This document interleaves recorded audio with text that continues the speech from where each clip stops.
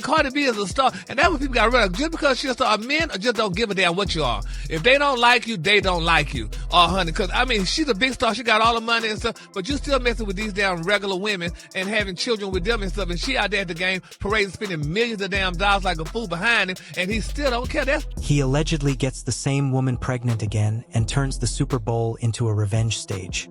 Everyone thinks this is just a breakup after a 29-13 loss, until the baby count climbs and the field turns into a message. Now insiders push one claim. While engagement talk floats days before kickoff, Stefon Diggs is privately expanding his family with a woman who once sued him for paternity. And Cardi B finds out before the biggest game of the year. The shift is immediate. On February 9th, after Super Bowl 50, they unfollow each other. She offers a cold good luck, leaves after halftime, and he stands on the field as another woman tells him, "I love you," on official NFL footage. Paternity with Aylin Lara is confirmed in November. Assault charges remain pending, and a $20 million base salary hangs in the balance. Engagement whispers do not match the sudden silence. Well, as the New England Patriots are heading for the playoffs and having an incredible season, their star wide receiver, Stefon Diggs, of course, not just incredible NFL player, but also Cardi B's father of Cardi B's latest child. She was at his latest game. And what we didn't know, as that game was going on. If this is the public version, the private fallout is about to hit harder because once the cameras shut off and the confetti settles, the sequence starts lining up in a way that feels less like heartbreak and more like strategy. Days before February 9th, he is openly toying with engagement talk, telling reporters it is on the agenda, maybe while she is preparing for a halftime cameo at Levi's Stadium. That image sells stability. Then the temperature drops at the Fanatics party. When ESPN asks her for a message, she delivers 2 clipped words, "Good luck." On game day, she dances during the Apple Music halftime show, exits the field, and, according to people around her, does not return for the second half. Within hours of the Patriots' 29-13 loss to the Seahawks, both accounts quietly hit unfollow. The surface explanation says emotions run high after a defeat. Industry sources say the shift begins before kickoff, and it does not start with a scoreboard. Here is where it stops making sense. On the same field where she just performed, another woman stands within arm's reach of his inner circle, wearing an all-access badge to the Patriots team hotel, filmed telling him she loves him as official NFL cameras roll. That clip spreads before sunrise. She is not random. She is tied to Offset's past, to old accusations, to previous betrayal headlines. She stands beside his mother as if placement is intentional. People close to the situation insist those passes are not handed out casually during Super Bowl week, especially not for someone outside the roster or immediate family. At the exact moment engagement whispers still linger online, he is visually aligned with a different narrative. If the breakup is already in motion, why stage that proximity? If it is not, why risk it? The optics land like a statement, and the silence from both sides grows heavier than any caption. I would say he should have cleared up front that, hey, this person's going to be here. This person means something to me. She's going to be here. You know, you got it. What's I'm saying? And everything you get an understanding. Yeah, out of all you're getting, get an understanding. And then govern yourself accordingly to the understanding. Because they're all adults. At the end of the day, they're all adults. And if she knows that he got kids with other women. Do the other baby mama have to come? A couple of The official version floating through mainstream coverage keeps it simple. A couple under pressure after a loss decides to separate. An ET source confirms they recently broke up, adding they could reconcile. That reads soft, but the details refuse to sit quietly. In November, paternity with Aylin Lara is confirmed after she files suit claiming he fathered her daughter, born in April. His legal team requests a genetic test. The result arrives. The case is dismissed in January. That is documented. What is being whispered now is that the confirmation does not close the chapter. It restarts it. Insiders claim she is expecting again, making this the second child with the same woman who already forced him into court. That allegation does not circulate in a vacuum. It surfaces just as engagement speculation peaks and just before the Super Bowl spectacle detonates. That timing is the pressure point because in December, Separate from family drama, he faces felony strangulation and misdemeanor assault charges involving a private chef. With an arraignment scheduled for February 13th in district court, the Patriots release a statement backing him publicly. His base salary sits at $20 million, and debate already brews about whether he remains a number 1 receiver next season. Stack that against confirmed children across multiple households, for born in a tight window across 2024 and 2025, and the financial math begins to crowd the narrative. People inside league circles say this is not just personal turbulence. It is leverage, liability, and reputation moving in the same week. So when rumors of another pregnancy surface, they do not feel like gossip. They feel like a multiplier. And if she learns about it before the game, the Super Bowl becomes more than a championship.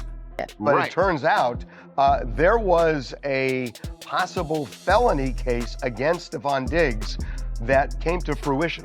Right, it came to fruition on Christmas Eve, actually, is when police went to talk to him about the accusation that he had slapped and choked his private chef earlier in December. So Cardi B's movements start to read differently under that lens.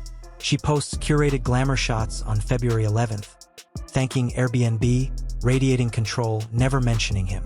Her Instagram still holds older photos at first, then interaction settings tighten. She embarks on the Little Miss Drama tour days later, leaning into a me versus me mantra after giving birth in November. That birth itself comes weeks after paternity confirmation with Lara. The compression is extreme. One newborn at home, another legal acknowledgement outside it, and now whispers of expansion. Friends say she draws a line at public embarrassment. She has already weathered Offset's infidelity accusations, publicly divorcing while co-parenting 3 children, to then stand on a field while a rival-linked woman tells her partner, "I love you," on camera is not background noise. It is a flashpoint. The official narrative calls it coincidence. The reactions around her say it lands like confirmation. I want to have more kids. You do? Yeah. More kids? That sounds like many. I mean, you know how whatever my body could take and I feel like I can take. And this is where people start asking questions about control. Was the field access pre-coincidence or a response? Did confrontation happen behind closed doors before kickoff? Industry insiders describe heated exchanges earlier in the week, with her refusing to play the supportive fiancé after learning what is allegedly unfolding. If that is accurate, then the visual alignment at the Super Bowl reads less accidental and more retaliatory. He is known for intensity on and off the field. Teammates talk about competitiveness bordering on combustible. When engagement talk circulates publicly, it builds an image. When that image cracks privately, ego becomes a factor. Bringing other women into proximity on the biggest stage possible sends a message without a statement. It also risks blowback because when cameras capture everything, retaliation becomes evidence. You know, keep making moves on top of moves on top of moves until the move that you make grants you to be the king. Checkmate or kingmate. Kingmate. You dig what I'm saying? It's all a game. Hey, what I say? It's all entertainment, baby. It's all entertainment. It's all entertainment, ladies and... The backlash is immediate. 50 Cent mocks him online, saying he loses both the Super Bowl and his woman in the same night. Fans tally the children across different mothers, counting upward. Commentators question whether his $20 million salary stretches across mounting obligations. At the same time, his attorney flatly denies the assault allegations, insisting they never occurred. The team reiterates support. Each defense attempts to stabilize one corner of the narrative while another corner collapses. Engagement hints still circulate in archived clips. The unfollow remains visible. The paternity confirmation stands documented, and the alleged second pregnancy hovers like a storm cloud without a press release. When multiple realities coexist like this, surface explanations feel inadequate. The breakup cannot be isolated from the broader pattern pressing in on him. But the silence around one detail is louder than anything else. If the rumor of a second pregnancy with Lara is false, it would be easy to dismiss. Instead, there is no public denial, no clean rebuttal, only shifting focus toward football and tour dates. The timing sits too close to ignore. Paternity confirmed in November, a baby with Cardi also arriving in November, charges filed in December, the Super Bowl in February, and an unfollow within hours of the loss. That cluster is not spread over years. It is compressed into a season. People inside entertainment circles say the rupture is not about jealousy alone. It is about narrative control, who announces first, who frames the split, who absorbs humiliation, and who redirects it. The field moment suggests an attempt to redirect. I lipped about this. There was a court hearing today. Correct. And he did not appear in court, right? He did not, but his attorney did remotely and said, look, we got a statement from the attorney saying, all this is nonsense, this never happened, this is just because this woman is trying to get paid, and she made these allegations all up. Did he enter plea today? No. Now the question hardens. If this is an ego play that backfires, what happens next? Because stacking legal pressure, financial strain, and expanding fatherhood while flirting with engagement headlines creates a volatility that does not resolve with a single unfollow. The arraignment date approaches. The tour begins. The Patriots evaluate contracts. And somewhere within that swirl sits an alleged seventh child that redefines the stakes entirely. The public version says 2 adults separate after a loss.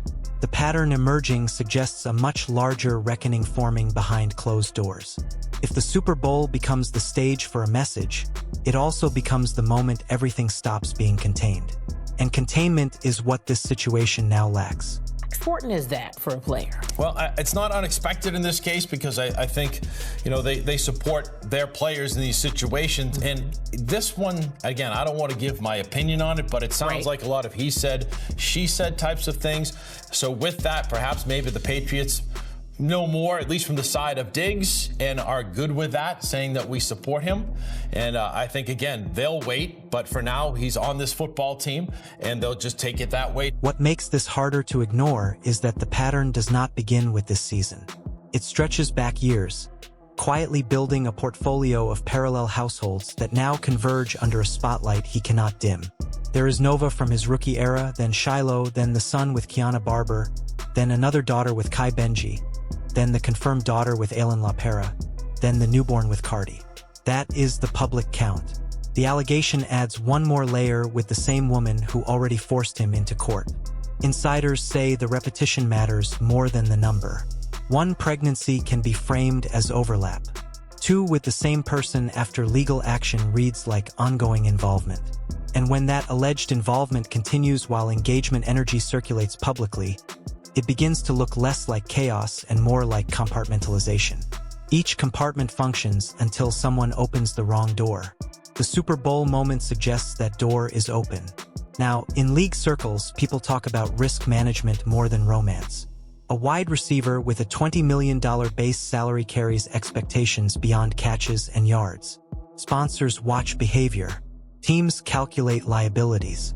Multiple custody arrangements across state lines complicate more than personal calendars. They affect cash flow projections and contract leverage. When a paternity suit appears, it is a headline. When the suit resolves and rumors of another pregnancy follow, it becomes a pattern. The assault charge sits in the background unresolved, amplifying scrutiny. Teams can defend an athlete against allegations.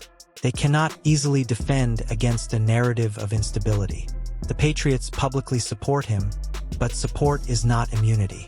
If performance dips and controversy rises at the same time, the calculus shifts. People in front offices say optics matter as much as statistics in a league built on brand control. And right now, the optics are chaotic. From her side, the optics are curated but strategic. She frames her era as personal growth, focusing on her tour, motherhood, and rebuilding after divorce. She announces her November birth with language about new chapters and stepping into a better version of herself. That message lands differently when layered against whispers of a second pregnancy outside her home. She has already lived through public betrayal once, absorbing years of allegations tied to Offset while maintaining visibility and control. Industry insiders say she does not repeat mistakes quietly. If she learns about the alleged expansion before kickoff, Her exit from the stadium reads like a boundary, not heartbreak. And the unfollow reads like a signal, not a tantrum. Those who know her insist she calculates her silence.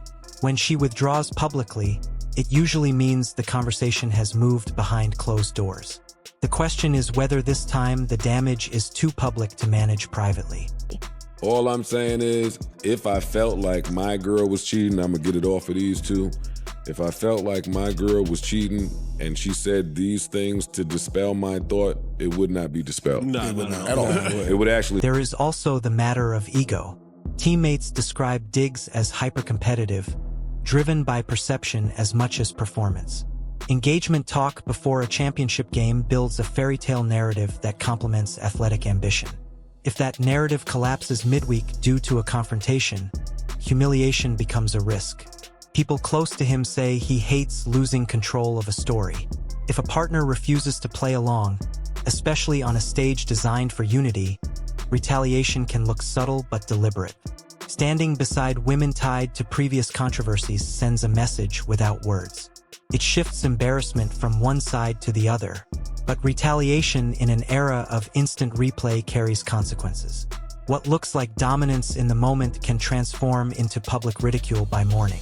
The internet does not process nuance, tallies optics, and the tally this time favors spectacle over stability. And said that it was to the point where she felt like she could have blacked out. So she goes to the police December 16th. Yes, and they say that she was hesitant in the incident report because she knew that he was a high-profile athlete and a member of the Patriots. She was going back and forth on whether she wanted to move forward with charges, but she laid all this out and explained it to them. On December 20th, she said, look, I want to move forward with... The La Para connection intensifies that reading. She is not a fleeting rumor. She is a documented litigant whose attorney confirms paternity is established. Her filing demands custody and financial support, then later withdraws once confirmation is secured.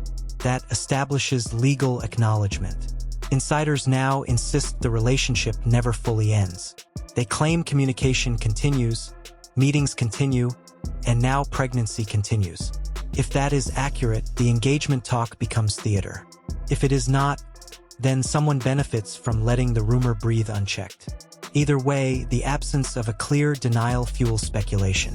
When two women are linked to the same man within months of each other's deliveries, the story stops being about romance and starts being about rotation. Rotation suggests planning. Planning suggests awareness, and awareness clashes with the image of a man blindsided by circumstances. Financial pressure compounds the narrative.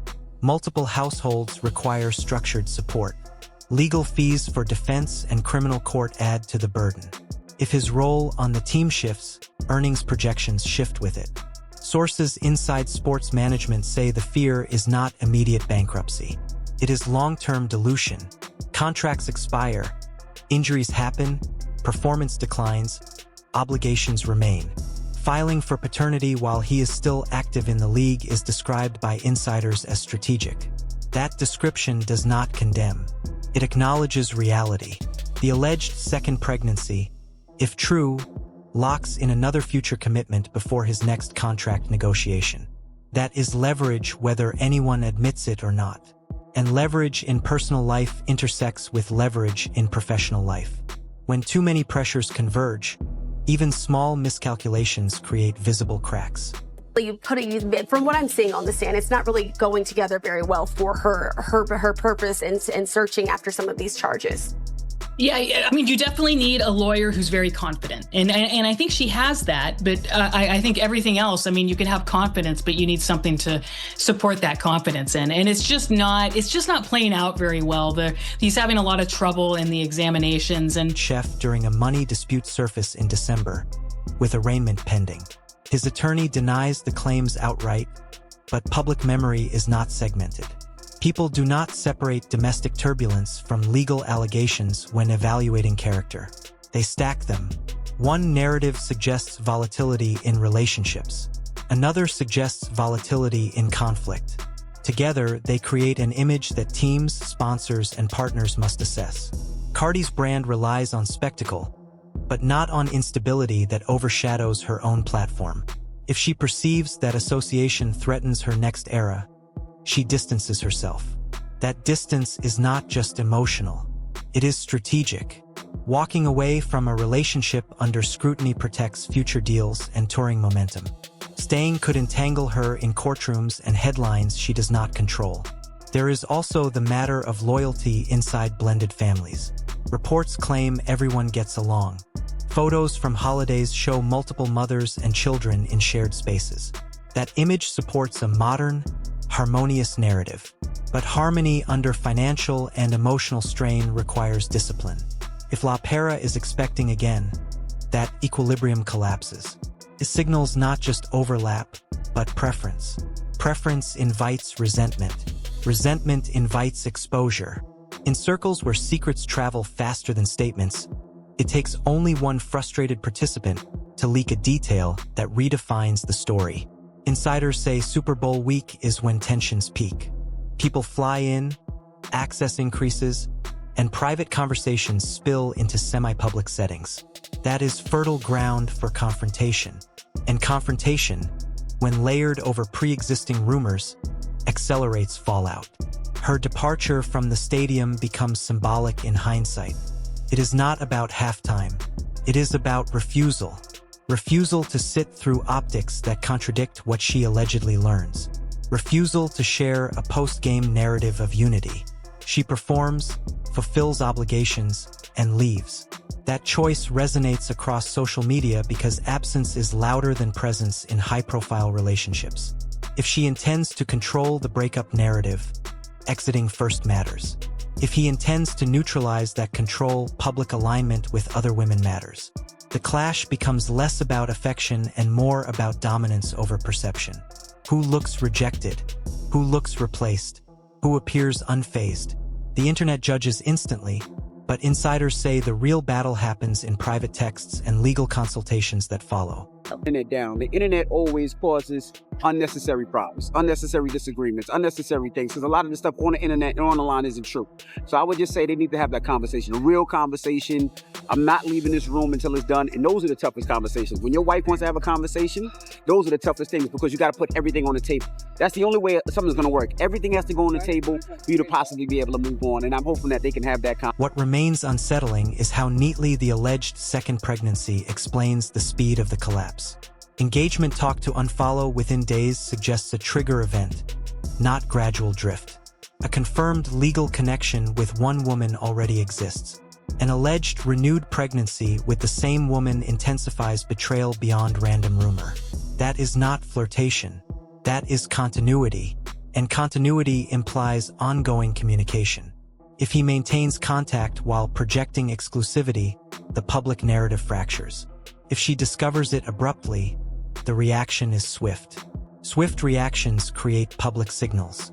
Those signals now ripple through sports media, entertainment blogs, and locker rooms. The story is no longer private. It is institutional. And yet, the most dangerous detail is still the one nobody officially addresses. Is there another baby on the way tied to the same woman who already proved paternity once? Is the Super Bowl field display retaliation or coincidence? Is Cardi protecting her next chapter or calculating her exit? And if the league and sponsors start recalculating, who absorbs the fallout first? Drop your thoughts and theories in the comments. Choose a side if you have one, because this does not end with an unfollow. It feels like the opening move in something larger, and we are watching it unfold in real time.